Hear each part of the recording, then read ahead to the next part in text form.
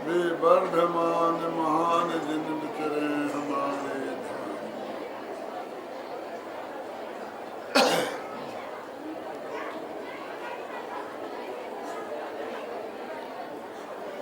समय सार परमागम के आधार पर 144वीं गाथा चल रही है। इसमें आत्मा का अनुभव कैसे होता है इसकी चर्चा चल रही है कि सबसे पहले शुद्ध ज्ञान के माध्यम से माने देशना लब्धि के द्वारा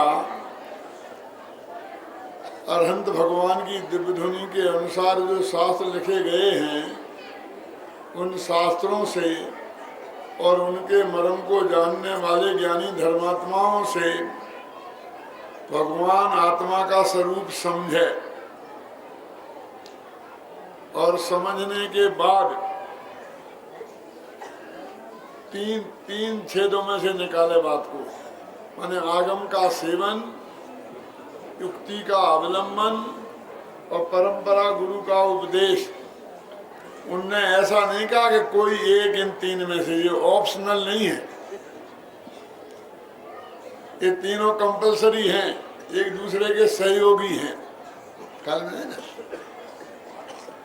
कदाचित किसी जीव को इनके एकाद से हुआ भी हो तो उसे राजमार्ग नहीं समझना चाहिए। कल में ना, लेकिन जनरल तो जो हमें बुद्धिपूर्वक प्रयास करना है वो यही है। अब कहते हैं कि हमारे पास जो ज्ञान पर्याय है वो ही साधन है। शास्त्रीय भाषा में उसे बोलते हैं प्रज्ञा छेनी, माने हमारी बुद्धि की तीक्ष्णता, आत्मा के सन्मुख जो बुद्धि है वो, और अंदर में त्रिकाली ध्रुव भगवान आत्मा हाजर हजूर, वो तो सदा काल विद्यमान ही है। जैसे अपने मंदिर में मूर्तियां भी विराजमान अपन करेंगे और हैं, वे तो 24 घंटे ही वहां विराजमान है। क्यों? आप जब दर्शन करने जाओ तब दर्शन देने को तैयार हैं, कभी मना नहीं करती हैं। आपने और देखा होगा जैनेतर दर्शनों में कि अष्टपै भगवान कभी सोते हैं, कभी जागते हैं, कभी नहाते धोते हैं, कभी भोजन करते हैं, तो उनका समय नक्की होता है। जैसे नेताओं का होता है ना मिलने का, ऐसा दर्शन करने का भी समय नक्की होता है। तो अपना भगवान तो ऐसे है नहीं। क्यों? 24 घंटे विद्यमान है। जब आप दर्शन करो तब ऐसे ही अपना त्रिकाली ध्रुव भगवान आत्मा भी 24 घंटे अंदर में हाजर हुजूर विद्यमान है। बस देर तेरी मैंने ज्ञान पर्याय की है कि वो ज्ञान पर्याय अभी पर पदार्थों में लगकर बर्बाद हो रही थी। और वे पर पदार्थ क्या है? पर पदार्थ हैं खास कर, वैसे तो सभी पर पदार्थ हैं, लेकिन पुद्गल, क्योंकि इंद्रियों के माध्यम से ज्ञान जो है पुद्गलों को ही जानता है, आकाश को नहीं जानता है ना। रूप रस गंध स्पर्श वाले पदार्थों को ही जानता है ना। शरीर आदि, स्त्री पुत्र आदि जो 5 इंद्रियों से ग्रहण करने में आते हैं, उन पदार्थों में तेरी बुद्धि लगी हुई है। बस उस बुद्धि को तुम वहां से हटाकर अपने अंदर में ले जा। आजकल नेता लोग कहते हैं ना अपने देश में कोई संपत्ति की कमी नहीं है। स्विट्जरलैंड के बैंकों में क्यों इतने पैसे हमारे जमा हैं कि यदि वे वापस आ जाएं तो विश्व की सर्वश्रेष्ठ अर्थव्यवस्था हमारी हो जाएगी। हमें किसी से कर्जा नहीं लेना पड़ेगा, हम हजारों को कर्जा देने की पोजीशन में हो जाएंगे। कहते कि नहीं कहते हमारी संपत्ति, लेकिन बस वो आ जाना चाहिए। कैसा वो भी चंद लोगों के हाथ में है, 100-200 लोगों की होगी। लेकिन वे 100-200 लोग भी उसका कहाँ उपयोग कर पा रहे हैं? क्यों? वहां तो डेट पड़ी है ना। तो ऐसे ही कहते हैं कि तेरे को नया कोई ज्ञान नहीं चाहिए,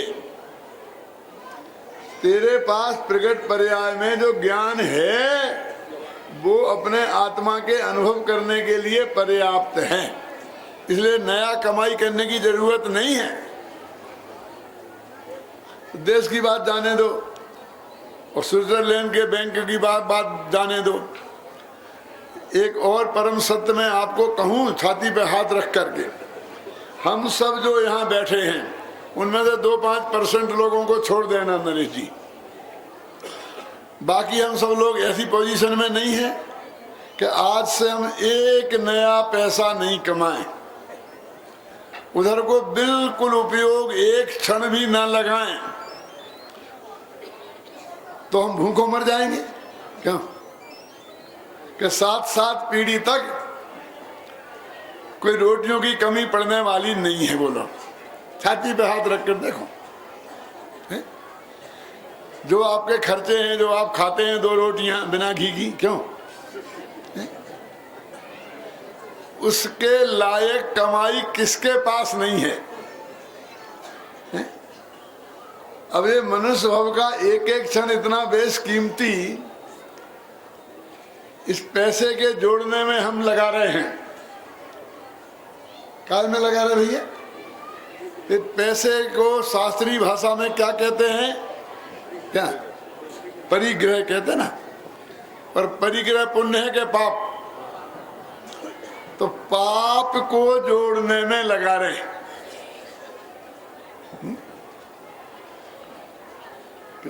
है कि नहीं? बिल्कुल क्लियर है। तो इसकी बिल्कुल आवश्यकता नहीं है। भले ही हम बातें कितनी ही कहें कि पापी पेट के लिए सब कुछ करना पड़ता है। अभी पेट का सवाल यहाँ कम से कम किसी को भी नहीं है, है? मैं अभी उस पैसे की बात नहीं करता कि साहब वहां से नहीं लगा के यहाँ लगाओ, तो क्या हुआ? वो तो जहां जाएगा वहां अनर्थ पैदा करेगा। ख्याल में आई ना?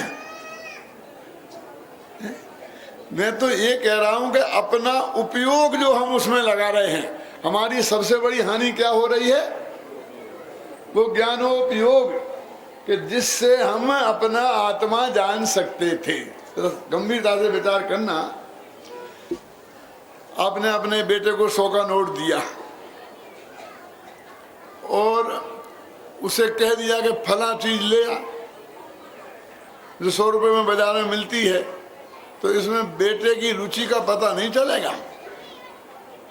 क्यों? तुमने बता दिया कि फला चीज खा लेना लेके। अब आप 100 का नोट दो और ये कहो कि जो कुछ तेरे को लेना हो वो ले, है ना? तब उससे पता चलेगा कि वो किस रुचि का है। उनमें एक बच्चा जाकर के सिनेमा के टिकट ला सकता है, दूसरा बाजार से कुछ मिठाइयां ला सकता है, क्यों? तीसरा यहाँ से समय सार खरीद के लेके जा सकता है, है ना? ले जा सकते हैं ना सब अपनी अपनी रुचि के अनुसार। तब उसे मालूम पड़ेगा कि ये किस रुचि का है। उसे पता नहीं है कि 100 के नोट की क्या कीमत है। जरा समझना कि जिससे तू जो सिनेमा का एक टिकट ले आया है, ये तेरे पाप बंद का कारण होगा और महत्वपूर्ण 4 घंटे बर्बाद करेगा। करेगा कि नहीं करेगा? और इसी से 2 समय सार आ सकते थे और आज तो 4 आ सकते हैं। आधी कीमत है ना? क्यों? बोलो, वो एक सिनेमा का इतना टिकट, वो ही 100 के, मतलब उसमें ही ये ताकत है। मैं ये बात इसलिए बता रहा हूं कि तुम्हारी जो ज्ञान पर्याय है, जो 4 घंटे तुमने सिनेमा देखने में बर्बाद की, वो यदि अंतर मुहूर्त आत्मा में लग जाती तो केवल ज्ञान हो जाता और सारे भूत 3 काल के सिनेमा एक साथ देख लेते। क्या? और कुछ नहीं। और कोई चीज नहीं चाहिए। मैं ये कह रहा हूं कि वो जो चीज आपके पास है वो कितनी बेशकीमती है, आप समझ गए ना, और उसका आप कितनी निर्दयता से उसको बर्बाद कर रहे हैं।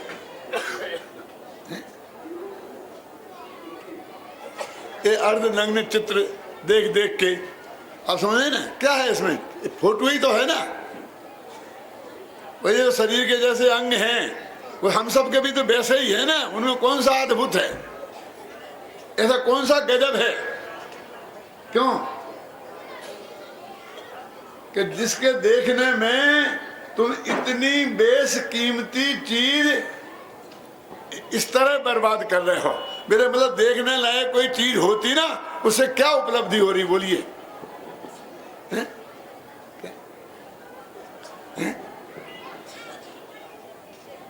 और अब जरा विचार करो कि अनादिकाल से आज तक की बात छोड़ो, जब से हम सैनी पंचेंद्री हुए हैं, क्यों मान लो जब से हमारा मनुष्य पर्याय में जन्म हुआ है, अथवा जब से हम 8 वर्ष से के होते उसके बाद सम्मेलन हो सकता है ना, तो तब से हमने प्रतिदिन नहीं प्रति समय कितनी बेशकीमती चीज, एक समय को आत्मा को देखे वो ज्ञान तो सम्यक दर्शन हो जाए, और अंतर मुहूर्त तक देखे तो केवल ज्ञान हो जाए।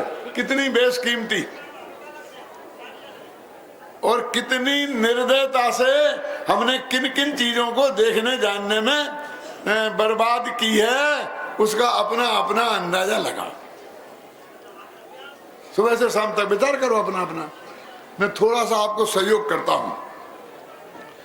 पड़ोसी में पति पत्नी की झगड़ा हो रहा है, क्या, और खूब धमाधम जोर जोर से एक दूसरे को गालियां बक रहे कि हमारे बाप ने तो किसके संग गले पड़ दिया और ऐसा हो गया और ऐसा हो गया, क्यों। और हम अपने घर में जरा सा छेद है, उसमें से आवाज आ रही तो कान लगाकर क्यों सुन रहे, देख रहे, मजा आ रहा है। क्या मजा आ रहा है तुम्हें? जो मजा आता है ना वो पड़ोसी का झगड़ा देखने में, राग रंग नहीं, मैं झगड़ा बोलता हूं, समझ गए। झगड़ा देखने में जितना मजा आता है, तुम्हारी इस कमजोरी का लाभ उठाकर ये सिनेमा वाले वैसे ही झगड़ा टीवी सिनेमा में दिखाकर तुमसे करोड़ों रुपया ऐंठ लेते हैं, क्योंकि तुम्हें उसमें मजा आता है। ऐसे सुनते हो, ऐसा कान आपके देखते हो, ऐसी लगा लगा करके, क्या है वहां देखने लायक, क्यों?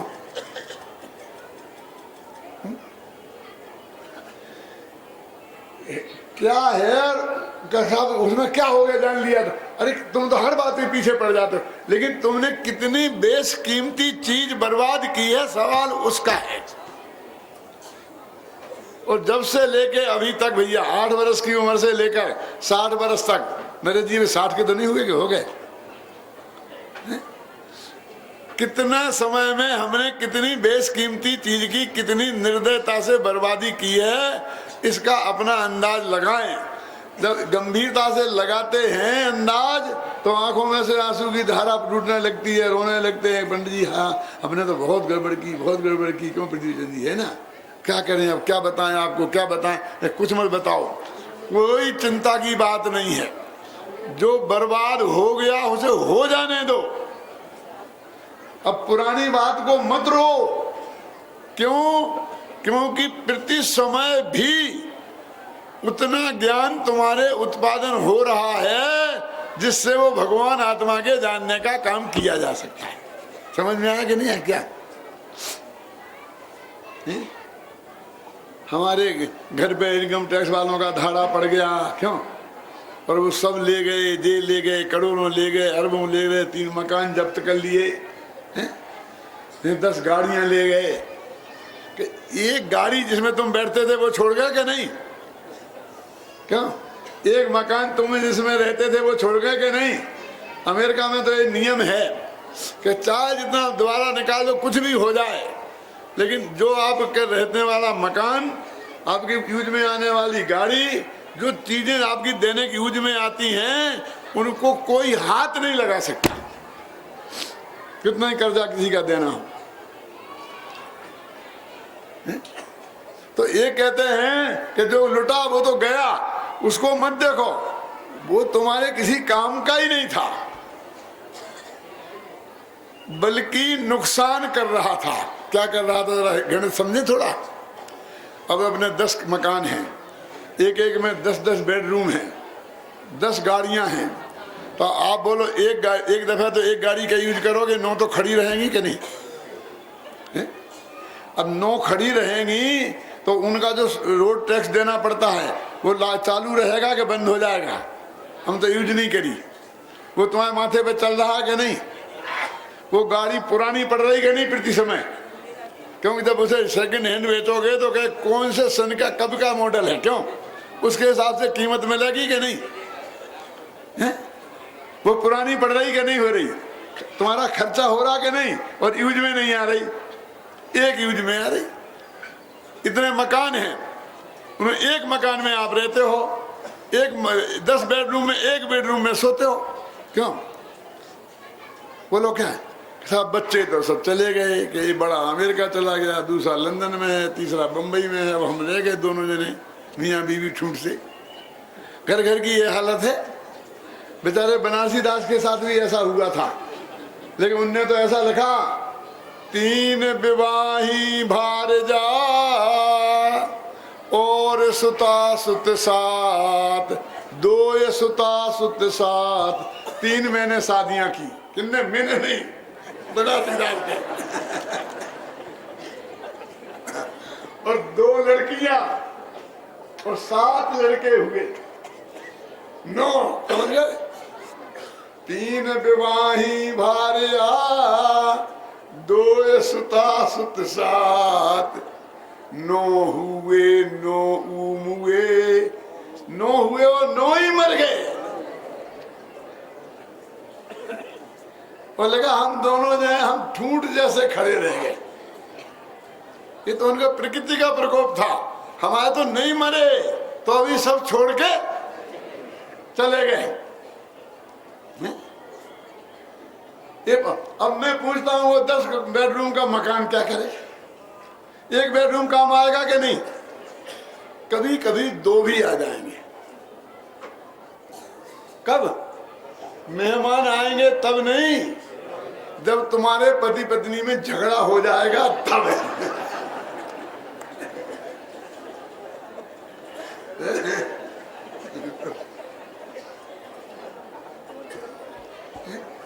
लेकिन वो गृह कर, क्या बोलते हैं उसे, होम हाउस टैक्स, वो सब पूरे का लगेगा कि नहीं? अरे मुंबई में तो एक हालत ये है कि एक घर का रहते हैं वो 10-10 हजार रुपया महीना, अपना घर का घर, क्यों? वो 10,000 रुपये महीने, और उसमें एक दिन नहीं रहो तुम, क्यों? तो भी 10,000 रुपये महीना लग रहा है। और हम बड़े गौरव के साथ, हमारा दिल्ली में भी बंगला है, हमारा बम्बई में भी बंगला है, कलकत्ते में भी है, और सोनगढ़ में भी है, और जयपुर में भी बना लिया है, शिखर जी में भी, गिन्ना जी, सब बना लिए हैं, क्यों? सबका वो लगता होगा ना, क्या मासिक लगता है, क्या बोलते भैया से, मैं तो जानता भी नहीं है। रेंट व्यवस्था कर, जो भी समझ लो आप। अब वो सब चुका रहे। ऐसे ही पुण्य तो खर्च हो रहा उस परिग्रह में। ये तो भोग सामग्री परिग्रह है ना, ज्यादा आवश्यकता से अधिक, उसमें पुण्य तो खर्च हो रहा शांतिलाल जी, वो भोग में आ नहीं रहे। जो पुण्य खर्च हो रहा, और वो क्या है? पाप, और उसके रखने से पाप का बंद हो रहा, और काम में आ नहीं रहा। कितना घाटे का सौदा है, कल्पना नहीं है आपको। अभी फूलो फूलो हम फिरेंगे, हमारे पास इतना, हमारे पास इतना, हमारे पास इतना। मैंने कल कहा था ना आपको कि ऐसे लोग हैं जिन्होंने ले लिया हमारे यहाँ फले, और फिर आज तक आए ही नहीं, उन्हें देखा ही नहीं है, कि उसने खोला ही नहीं है। नरेश जी है क्या? नहीं बोलिए, तो ये कहते हैं कि सब ले गए, ले जाने दो, घबराओ मत। अब आज से वो तुम्हारा नहीं है तो तुम्हारा परिग्रह नाम का पाप तुम्हारा नहीं है, तुम्हारा उसमें अब पुण्य खर्च नहीं होगा। क्यों? और भोग में जितना आना है वो तो आ ही रहा है, कमी तो कुछ रही नहीं है। तो ऐसे ही जितना ज्ञान यदि फालतू हो जाता, शास्त्री नार्थी डिग्री एमए पीएचडी, तो क्या हो जाता? कुछ नहीं। क्यों? अब उतना ज्ञान प्रति समय ज्ञान पर्याय में पैदा हो रहा है, इसलिए तुम्हारे आत्मा के कल्याण के लिए कोई कमी नहीं है, चिंता करने की बिल्कुल जरूरत नहीं है। अब एक और खतरनाक बात कहता हूं, जरा पंडित लोगों के लिए है, मैं भी पंडित ही हूं, बुरा मत मानना। कि साहब आपको तो समय सार की सब गाथाएं याद हैं, पंक्ति याद हैं। मेरे भाई पूछते थे कि पंडित जी आप तो यहाँ से बैठे रहते हैं, बातें करते रहते हैं, चल जा गद्दी पे बैठ जाते हैं, प्रश्न करने लगते हैं, आपको तैयारी नहीं करनी पड़ती है? आज ही कल की बात है। मैं क्या जिंदगी भर तैयारी करिए, तैयारी करते ही रहेंगे? क्या तो मेरे समझना, तो मैं ये कहता हूँ कि हमको ये समय सार जो इतना याद है पूरा, तो ये ज्ञान तो काम आएगा कि नहीं आएगा? बोलो। वो जो देश न लब्धि वाला पॉइंट गया, अब अगली वाली बात हो रही है, ये नहीं आएगा। क्यों? क्योंकि ये तो यूज्ड ज्ञान है। यूज्ड ज्ञान मतलब समझे कि नहीं समझे? अमेरिका में यूज्ड कारों का एक बहुत बड़ा व्यापार है। यूज्ड मतलब आपने उपयोग में ली, 2-4 साल चलाई और फिर आपने दे दी किसी कंपनी में, दी $1,000-2,000 में, और फिर बिकती हैं। और जो नए सेकेंड हैंड, और जो नए लोग जाते बेचारे अमेरिका, वे तो नई तो खरीद नहीं सकते, वे लेते। यूज्ड कार का बहुत बड़ा व्यापार है और धीरे धीरे इंडिया में भी पनप रहा है। तो कोई भला आदमी, संपन्न आदमी उस यूज्ड कार को लेगा? बोलो आप। कोई भी दूसरे के उपयोग की हुई वस्तु, क्यों? अरे आपको मैं आपका अपना साल देता हूं कि आपने पहना तो नहीं से, तो 2 साल, हाँ लेन दो। क्या? बिल्कुल नहीं नया हो तो दो, बोलो कि नहीं? कौन लेगा? ये यूज्ड कौन लेगा बताओ? आप समझ लो, है ना? तो ये तो यूज्ड ज्ञान है। हमारी ज्ञान की पर्याय ने समय सार की गाथा को गेय बना लिया। अब वो जो ज्ञान है वो तो गेय बन गया, वो हमारे कहाँ चला गया? धारणा में। समझना। अब तो आप लोग कितना समझते मुझे मालूम नहीं इस प्रक्रिया को, जो हमारे धारणा में चला गया ना, अब वो स्मृति में आएगा प्रेमचंद जी, तो वो क्या कहलाएगा? गेय। वो ज्ञान नहीं है। तो वो हमारा और नुकसान क्या करेगा कि वर्तमान की जो ज्ञान पर्याय पैदा हुई, जिससे आत्मा जाना जा सकता था, उसको और खा जाएगा। थोड़ा बारीक बात है, लेकिन सबको समझ में आने जैसी बात है, समझना चाहिए। ये कोई बहुत बड़ी उपलब्धि नहीं है। वो कहते हैं ना, तूने द्वादशांक का ज्ञान कर लिया, तो ये कोई अपूर्व उपलब्धि नहीं है। कलश टीका में लिखा कि नहीं लिखा? ये तो यूज्ड ज्ञान है भाई साहब। ये तो गरीबों का, भिखारियों का उपयोग में आने की चीज है। भगवान आत्मा के अनुभव में ये यूज्ड ज्ञान काम नहीं आता है। वो फ्रेश ज्ञान, जो ज्ञान की पर्याय नई पैदा होगी, जिसने आज तक अभी तक किसी को गेय नहीं बनाया है, भगवान आत्मा उस ज्ञान पर्याय का गेय बनेगा। ये हमें जो समय सार का ज्ञान है, इसका गेय नहीं बनेगा। सभी बराबर हो गए। क्यों सभी बराबर हो गए का मतलब समझे? पहले के जमाने में यातायात के साधन तो थे नहीं, रेलें नहीं थी, बसें नहीं थी, ट्रक नहीं थे। तो माल यहाँ से वहाँ ले जाने के लिए क्या करते थे? बैलगाड़ी भी नहीं चल सकती थी क्योंकि रोड नहीं थे अच्छे। तो बैलों के ऊपर माल लाद कर ले जाते थे। तो कोई आदमी व्यापारी 100 बैल लगता था, कोई 200, कोई 500, कोई 2, कोई 5, कोई 10, अपनी अपनी हैसियत से रखते थे। और यहाँ का माल लाद के वहाँ ले जाते थे और वहाँ का माल यहाँ लाके बेचते थे, यहाँ का वहाँ। जैसे नमक है, अब वो सावर में होता है राजस्थान में, अथवा आपके भावनगर में होता है, तो वहाँ यहाँ का माल ले जाएंगे, वहाँ बेचेंगे जो वहाँ पैदा नहीं होता, और वहाँ से नमक भर के लाएंगे तो यहाँ बेचेंगे। तो ऐसा वो टाड़े करके जाते थे। जंगल में डाकू रास्ते में बहुत रहते थे, इसलिए ग्रुप बना बना कर जाते थे कि सब व्यापारी 10-20 आदमी मिलके एक साथ जाते थे। मेरे 4 बैल हैं, तुम्हारे 10 हैं, इनके 25 हैं, इनके 50 हैं, इनके 100 हैं, इनके 200 हैं। तो कोई बड़ा सेठ जाता था ना, तो उसके साथ छोटे छोटे लोग भी लग जाते थे, क्योंकि सुरक्षा रहती थी, रास्ते में सब व्यवस्था रहती थी। वो अपना जिन मंदिर भी साथ में लेके चलते थे, दर्शन मिलने की व्यवस्था हो जाती थी। अभी एक दफे ऐसे ही लोग, एक आदमी के पास सिर्फ 2 बैल थे और बिल्कुल दुबले पतले। सब लोग उसकी बहुत मजाक उड़ाते थे कि बैल तो इनके हैं ना, बेचारा नीची गर्दन करके रह जाता था। अब जंगल में सारे बैलों पर से माल उतार के नीचे रख दिया, बैलों को जंगल में चरने को छोड़ दिया, क्यों घास साथ में इतनी रख नहीं सकते थे, और खुद खाना बनाने लग गए। खाना बनाया, खाया, सोए, आराम किया, और फिर बैलों पे माल लादा और फिर आगे बढ़ते थे।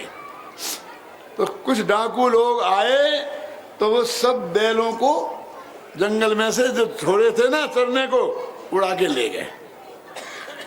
अब कितना बड़ा संकट उसकी आप कल्पना करो। सारा माल जंगल में पड़ा, बैल गए, और माल भी गया ही समझो, क्योंकि वहां से उसे हिला नहीं सकते। क्यों बेचेगा जंगल में? सब बैठ के रोते थे। वो भी बैठ के रोता था। कौन? वो 2 बैल वाला। और क्या कहता था कि सब लोग कहते थे कि मेरे बैल बहुत दुबले हैं, बहुत कमजोर हैं, लेकिन सब एक ही भाव तो बिक गए।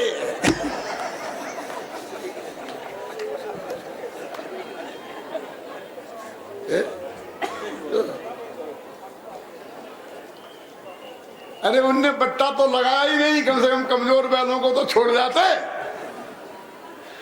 ऐसे ही तुमने नहीं पढ़ा और हमने पढ़ा, सब एक ही भाव तो बिक गया। क्योंकि वो ज्ञान अब आत्मा के अनुभव के काम नहीं आएगा, उसे रख दो एक तरफ। तो फिर हम आत्मा का अनुभव कैसे होगा? कि वो उसकी चिंता मत करो, वो ज्ञान नया पैदा होगा। आप समझे ना? तो तुम्हारा तो ये करना है कि उसे फिर इन इंद्रियों के माध्यम से पर पदार्थों में नहीं लगाना, अपने आत्मा में लगा लो तो तुम्हारा काम हो जाएगा। ये बता रहे, ये विधि है भाई साहब। देखो, ये इंद्रियां बहिर्मुखी वृत्ति वाली हैं। बहिर्मुखी वृत्ति समझते किसे बोलते हैं? ये बाहर को ही खुलती हैं। आंख है, वो हमारी आंख आपको देख सकती है, आपकी आंख को देख सकती है, लेकिन आंख आंख को नहीं देख सकती, अपनी आंख को नहीं देख सकती। हम आपका चेहरा देख सकते हैं, लेकिन अपना चेहरा नहीं देख सकते, क्योंकि ये बाहर की चीजों को देखने की वृत्ति वाली है। ये कान भी, हमारी आवाज हम नहीं सुन सकते, आपकी सुन सकते हैं, और हमारी भी यहां से निकल के यहां से यहां कान में पड़े तो सुन सकते हैं, अंदर अंदर नहीं सुन सकते। कान भी बाहर को खुलते हैं, और नाक भी। बाहर से कोई गंदा सुगंध दुर्गंध और नाक में आगे स्पर्श करें तो हमें बदबू आती है, अच्छी गंध आती है। पेट में कैसा कितना माल भरा है, उसकी गंध आती है, और आती होती तो 1 सेकंड अपन ठहर नहीं सकते थे। कभी कभी किसी रास्ते से निकलकर और नाक में टकराए तो क्या होता है? बोलो। ये बहिर्मुखी, बाहर की चीज कोई सूंघती है, अंदर की को नहीं। ऐसे ही रसना इंद्री अंदर को नहीं चखती, बाहर की कोई चीज डालो तो उसका रस बताती है। ऐसे ही स्पर्शन इंद्री, बाहर से छुआ तो मालूम पड़ता है। हम जब कहते बुखार है तो हम उसका हाथ छू देखते हैं। क्यों? इस हाथ का बुखार इसे मालूम नहीं पड़ता तो इस हाथ से देते, हाँ हाथ गर्म तो है, होता कि नहीं होता? क्योंकि ये बाहर वाली वृत्ति वाली है। इंद्रियां बाहर की चीजों को देखती हैं, अंदर की चीजों को नहीं देखती। और भगवान आत्मा अंदर बैठा है, देखेंगी कैसे? क्यों देखेंगी कैसे? बोलो क्या करना पड़ेगा? एक घर में हम हैं और किसी से हम बहुत प्रेम से शांति से मिलना चाहते हैं, वो भी घर के भीतर है, सारे खिड़कियां और दरवाजे खुले हैं और कोई ना कोई आता रहता है तो डिस्टर्ब करता है, ढंग से बात भी नहीं कर पाते हैं। क्यों है ना? होता है ना डिस्टर्बेंस। तो क्या करें? जो घर के भीतर है उससे मिलने के लिए खिड़की दरवाजे बंद करो।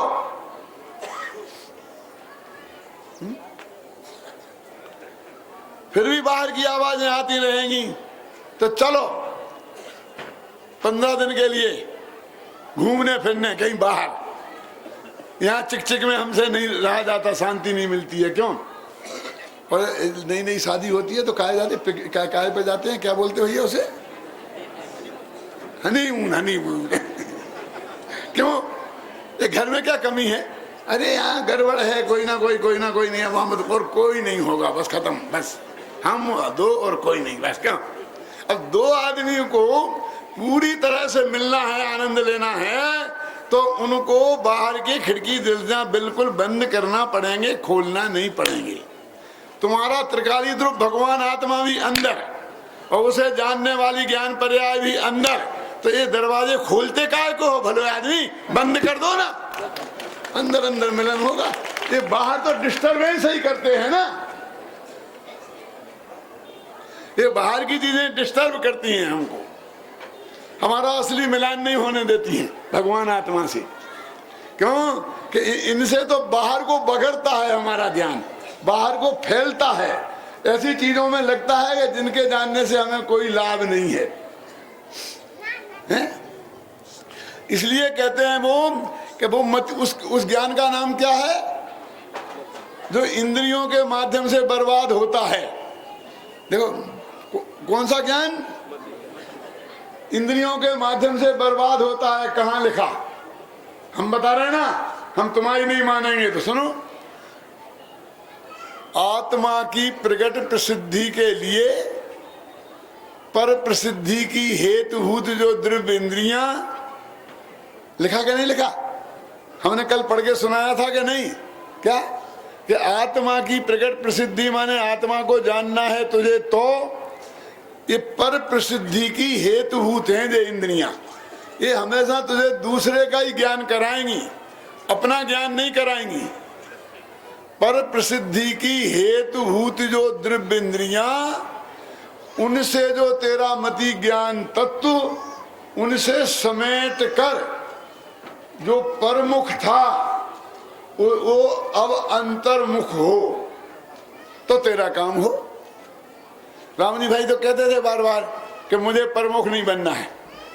गुजरात में तो आएंगे बिरजनी भाई, पीछे सुन रहे होंगे कि हमारे गुजरात वालों को याद करते हो। तुम यहाँ सामने रहो तो नहीं करें याद। क्यों?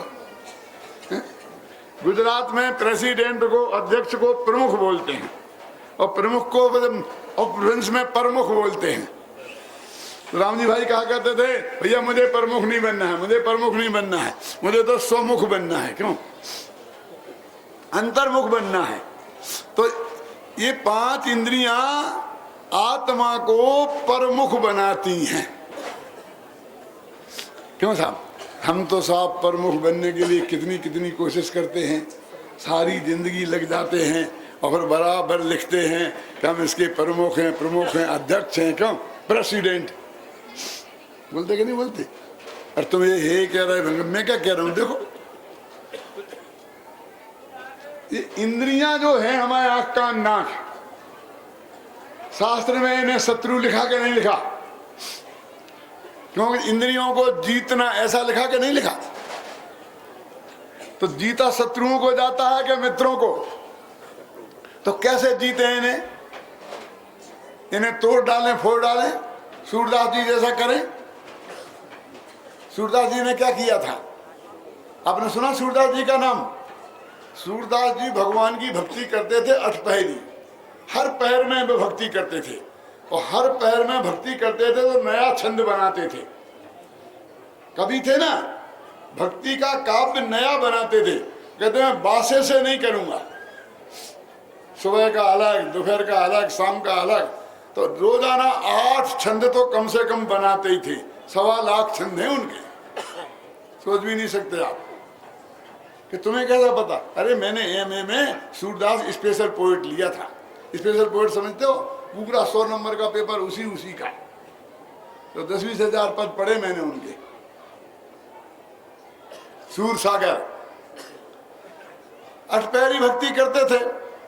अभी वो मंदिर में जाकर के नया भजन बजा के भक्ति करते थे, तो इनमें भगवान की तरफ देख, इतने में कोई बहुत खूबसूरत महिला मंदिर में भगवान के दर्शन करने आई और उनका ध्यान उसकी तरफ गया, तो थोड़ा मन में विकृति पैदा हो गई। तो उन्हें बहुत गुस्सा आया कि ये आंखों ने ही सारी गड़बड़ी की है। ये आंखें ना होती तो ये महिला मुझे नहीं दिखती, तो मेरा मन भगवान की भक्ति से हटकर महिला की तरफ नहीं जाता। तो उन्होंने 2 सूजे लिए और ऐसे फोड़ दी, आंखें फोड़ दी। बहुत लोग कहते हैं जन्मांध थे, कोई कहते उन्हें आंखें फोड़ ली थी, लेकिन बाद में सिद्ध करते हैं लोग कि वो जन्मांध तो नहीं हो सकते। क्यों? कि जैसी उन्होंने लिखी हैं कविताएं, वो अंधा आदमी नहीं लिख सकता। उसने कभी देखा ही नहीं है जो चीज, वो उसका वर्णन कैसे करेगा? लेकिन उन्होंने ऐसा वर्णन किया है। क्यों? अब उनने क्या किया कि उसके बाद जो छंद लिखे हैं वे बहुत श्रृंगार के हैं। कि ऐसा कैसे होगा? जिससे बचने के लिए आंखें फोड़ी। क्यों शांतिलाल जी? अब बेई क्यों लिख रहे? तो क्यों कि अंत समय में उन्हें वो ही देखने को मिला और उसके बाद आंखें फोड़ ली। तो वो अंतिम सीधे ही दिखता रहा और वो जारी करता है, लिखते रहे। आंखों को जीतने के लिए आंखें फोड़ना जरूरी नहीं है। आंखें कायम रहें और इंद्रियों को, आंखों को हम जीत लें। तो कैसे जीतेंगे बोलो? कि इनसे काम लेना बंद करो तो जीतना। तो ये 2 काम करती हैं, एक भोगती है माने सिनेमा देखती हैं, और एक वैसा जानती हैं। दोनों तरह से इनसे काम लेना बंद करो तो हम इन्हें जीत पाएंगे, और इनसे काम लेना बंद नहीं किया तो ये जीत जाएंगी और हम हार जाएंगे। ये समझ में नहीं आएगा आपको। अभी रेलवे स्टेशन पर आप गए, 5 तो बैग, 10 बिस्तर, इतना सामान का ढेर, एकदम कुली आएगा, हाथ लगाएगा, चल वही ले चल, 1000 रुपया लगेगा। क्या लूट है क्या? 1000 में तो हम यहाँ से दिल्ली पहुंच जाएंगे। क्यों? तू गाड़ी में रखने के 1000 मांगता है कि मैंने कह दिया ना। अब दूसरा कुली हाथ लगाएगा नहीं, क्योंकि उसने लगा दिया और वो जानता आप अपने हाथ से ले नहीं जा सकते हैं? कितना ही अकड़ना, आखिर धीरे धीरे ठंडे पड़ोगे और फिर कहोगे ले 500 लेना। नहीं, मैंने कह दिया ना 1000 में 999 नहीं चलेंगे तारा जिंदगी, जब चल उठा। और वो मुंह अपने सिर पे लाता है, यहाँ लाता है, वहाँ लाता है। क्यों? और बड़े ठाठ से चलता है। कौन जीता कौन हारा? तुम ऐसा समझते हो कि हम हार गए और वो समझता है मैं जीत गया। माथा उसके बोझे पे है, तुम्हारे माथे पे नहीं है, फिर भी वो जीत गया। क्यों? और अमेरिका वाले जानते हैं, तो जब वे वहाँ से आते हैं तो ऐसे बैग लेके आते जिनमें पहिए लगे हैं, ऐसे लाते, पीठ पे बांध लें, यहाँ बांध लें, कमर में बांध लें, यहाँ बांध लें, घड़ी में बांध लें। क्यों? और मांगे 1000 रुपया, ले उठा के लेके अपन चल दिए। अबे ये 100 दे देना। 1 मिनट में 1000 से 100 पे आता कि नहीं आता? रोजाना नाटक करना पड़ता है भैया जय स्टेशन पे। मैं कहता हूँ मैं नहीं जा सकता, तुम जाओ भेजने करने, कुलियों से तुम निपटना, उनसे निपटना मेरे बस की बात नहीं है। क्यों? और वहां आ जाना जहां उतरना है, गाड़ी में से उतारना, मेरे बस की और सब कुछ है लेकिन कुलियों से निपटना नहीं है। और कुछ लोग इसमें माहिर होते हैं कि वे कहते सब उठाते हैं सामान और उठाकर चलने लगते हैं तो फिर कुली एकदम डाउन हो जाता है। यानी जब तुम उसके बिना अपना काम चला लो, ये उसे पता चले तो वो हारा और तुम जीते। फिर क्यों? फिर वो माल अपने सिर पे रखता है और तुम लगता है कि हम जीते और वो हारा। तो क्या हुआ जीतने का उपाय? कुलियों को जीतने का उपाय क्या हुआ कि तुम अपना बोझा स्वयं उठा लो तो तुम कुलियों को जीत पाओगे। यदि तुमने अपना बोझा स्वयं नहीं उठा पाया तो कुलियों को नहीं जीत पाओ। घर से चलो तो उतना ही बोझा लेके चलो जितना तुम स्वयं उठा, फिर तुम्हें कुली भी मिलेंगे और उचित रेट पे भी मिलेंगे, तुम्हें उठाना नहीं पड़ेगा। ख्याल में आई ना? और ज्यादा बोझा लेके चले तो समझ लेना कितनी गुलामी होगी। तो इंद्रियों को कैसे जीतना कि इंद्रियों के बिना काम चला लिया हमने तो हम जीत गए और इंद्रियां हार गईं, और इंद्रियों के बिना हमारा काम नहीं चला तो इंद्रियां जीत गईं और हम हार गए। अपने मति ज्ञान तत्व को तुम इन इंद्रियों से समेट लो। समेट लो माने इन आंख को तो रहने दो जैसी की तैसी, लेकिन आंख से देखना बंद करो। कि क्या करें? आंख बंद करें। तो हमने कब कहा? हमने क्या कहा? आंख से देखना बंद करो, आंख बंद करो नहीं कहा। फिर एक काम हो गया, कोई कहता खोलो आंख, कोई कहता बंद करो, तो आंख ही करते रहे। आत्मा को कब करेंगे? क्यों? खुली रखेंगे बंद रखें, खुली रखेंगे बंद रखें। वो जैसी रहे तैसी रहने दो। कभी कभी ऐसा नहीं होता कि तुम ऐसे बैठे होते हो आंखें खोल के और सामने से बारात निकल जाती है तो भी तुम्हें पता नहीं चलता है? क्यों? होता है कि नहीं होता? बोलो क्यों? सामने आकर कोई ऐसा रूमाल करता है, तुम्हें कुछ नहीं दिखता है, फिर वो तुम्हें पकड़ के ऐसा ऐसा हिलाता है। क्यों? क्या? कहाँ गए थे? कि यहीं तो बैठा था। अरे नहीं, बोलो सच्ची बोलो, कहाँ गए थे? ससुराल चले गए थे ना, पत्नी गई है ना ससुराल। क्यों? होता ना, आंख खुली रहती है और हम कुछ नहीं देखते हैं। मैं नहीं कहता हूं, अनंतवीर आचार्य ने लिखा है, दूं प्रमाण। प्रमेय रत्नमाला नामक ग्रंथ है जो हमारे विद्यार्थियों के कोर्स में पढ़ाया जाता है। हमने भी पढ़ा था अपने गुरुजी के मुख से। वो माने 100-100 200-200 वर्ष से वो किताब कोर्स में है। पढ़ी ना तुम लोगों ने बेटा? उसमें क्या लिखा है? पीते कारागारे तमसि सूचे मुखाग्र दुरे भेदे मयि च निमीलित नयने तथापि कांताननम व्यक्तम। वो क्या कह रहे हैं? तो ज्ञान गे किससे होता है? गे से होता है कि ज्ञान ज्ञान से होता है? तो कहते जो पदार्थ सामने है वह उसे हमने जाना तो गे से ज्ञान हुआ, ऐसा बौद्ध कहते हैं।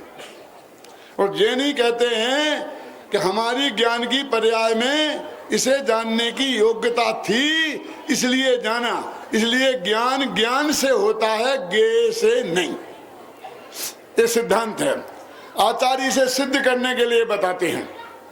क्या बताते हैं कि देखो भाई, एक आदमी कहता है कि मुझे जेल में बंद कर दिया गया। पीते कारागारे, कारागारे माने जेल तो होता ही है, वो पीते माने पेड़ दिया गया। पीते कारागारे, कैसा कारागार? जेल थी। तमसी से सूचे मुखाग्र दुर्वेदे, सुई की नोक के बराबर भी उजेला नहीं था, घना अंधकार था। अमावस्या की रात्रि थी, भादों का महीना था, आकाश में घने बादल थे। बोलो, और मैंने आंखें बंद कर ली थी। ऐसी ऐसी नहीं, ऐसी। क्या मतलब? ऐसे में कुछ दिखता रहता है और जब ऐसे में नहीं दिखता है। अब तो कुछ नहीं दिखना चाहिए ना। वो कहता तथापि कांताननम व्यक्तम, तब भी मुझे अपनी पत्नी का मुख साफ साफ दिखाई दे रहा है। आचार्य ने लिखा है तो इसलिए बोल सकता हूं मैं सभा में, नहीं कैसे बोल सकता था? होता कि नहीं होता है? तो आंख से कहां दिखता है, गेज से कहां दिखता, कहां है सामने पत्नी? वो तो 1000 मील दूर बैठी है। कभी कभी ऐसा नहीं होता आप मेरे सामने बैठे हैं और आप दिखाई नहीं देते हो, बंबई में बैठा मेरा बेटा मुझे दिखाई देता है, होता है ना? क्यों? ज्ञान के अनुसार, गे के अनुसार ज्ञान नहीं होता, ज्ञान के अनुसार गे जाना जाता है। इसलिए इंद्रियों से ज्ञान नहीं होता। गुजरात में एक दफे ऐसा चला, तुम्हारे गुजरात में, कि इंद्रिय ज्ञान ज्ञान नहीं है। बहुत तहलका मचा, सच्ची घटना है। मैं गया था कहाँ, जामनगर, देखो इनको मालूम है सब, सही घटना बता रहा हूं मैं। जामनगर गया तो मैंने कहा यहाँ तो इंद्रिय ज्ञान ज्ञान नहीं है वाला मार्केट है, तो मैंने बहुत बड़ी ताकत से इंद्रिय ज्ञान ज्ञान नहीं है सिद्ध किया। मैं समझता था कि आज तो मैं टॉप पे पहुंच जाऊंगा। क्यों? मैंने वो माल परोसा है जो इस मार्केट में सबसे ज्यादा बिकता है। लेकिन अंत में मैंने क्या कहा कि इसमें क्या बड़ी बात है, ये तो हमने बालबोध पाठमाला भाग में लिखा है। भाग में 3 में इंद्रिय ज्ञान है, इंद्रिय वाला पाठ है ना, 2 में है, 2 में चौथा पाठ, उसमें लिखा है कि इंद्रियों से ज्ञान नहीं होता, इंद्रिय का ज्ञान है क्योंकि वो आत्मा के जानने में काम नहीं आता है, उसमें ही लिखा। तो मामला सब पलट गया। मैं समझता था सब खुश हो जाएंगे, सब नाराज हो गए। क्यों? कि वो तो इतनी महिमा की बात लग रही थी लोगों को, कितनी, कि बहुत बड़ी बात खोज निकाली। और हमने कहा ये तो हमारे बच्चे बच्चे जानते हैं, बालबोध पाठ 2 में हम पढ़ा देते हैं, 8 वर्ष के बालक को पढ़ा देते हैं। क्यों? महाविद्यालय में विद्यार्थी आता उन्हें पढ़ा देते हैं, उसमें क्या दम है? क्यों? ज्ञान इंद्रियों से थोड़ी पैदा होता। और हमने तो पूजन में लिखा। पूजन कौन से में लिखी मालूम? कब लिखी पूजन? 68 नहीं 58। क्या हुआ, कितने साल हो गए लगाओ। देवशास्त्र गुरु पूजन लिखी ना, उसमें लिखा ना, आलोक ज्ञान का कारण है, इंद्रिय से ज्ञान उपजता है, यह मान रहा था पर क्यों कर जड़ चेतन सर्जन करता है। ये इंद्रिय से ज्ञान उपजता है, मूर्खता की बात है। उजेले से ज्ञान पैदा होता है, ये भी सही नहीं है। क्यों? ये तो हमारे परीक्षा मुख सूत्र में लिखा है। क्यों ने सूत्र बोलो? नार्था लोकऊ कारणम परिच्छेदत्वात् तमोवत्। क्या अर्थ है इसका जानते हैं? अर्थ और आलोक, पदार्थ और उजेला ज्ञान के कारण नहीं है। क्यों? क्योंकि ये गे हैं। परिच्छेदत्वात् माने गे होने से, और कायवत तमो अंधकारवत, अंधकार के समान। जैसे अंधकार ज्ञान नहीं है, वो जानने योग्य है, ऐसे ही ये इंद्रियां और आलोक ये अंधकार के समान गे हैं, ये जानने वाली नहीं है। ऐसा जानकर इंद्रियों के माध्यम से भोगने की बात तो बहुत दूर है, जानने की प्रक्रिया भी समाप्त हो तो अतीन्द्रिय आत्मा का अनुभव होता है, उसका नाम सम्यक दर्शन है। ये विधि है भाई साहब।